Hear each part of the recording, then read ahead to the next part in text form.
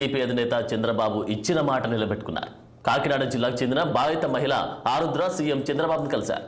దివ్యాంగురాలైన ఆమె కుమార్తెకు 10,000 రూపాయల పెన్షన్ మంజూరు చేస్తామని హామీ ఇచ్చారు. ఆరుద్ర కుమార్తె వైద్యానికి 5 లక్షల రూపాయల సాయం ప్రకటించారు సీఎం చంద్రబాబు.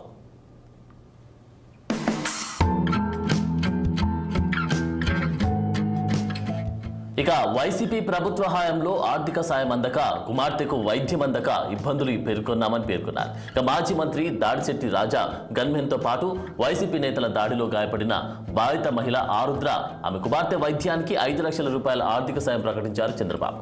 ఆమె ఆస్తి వివాదాలను పరిష్కరించేందుకు ప్రభుత్వం సాయం చేస్తుందని కూడా చంద్రబాబు హామీ ఇచ్చారు.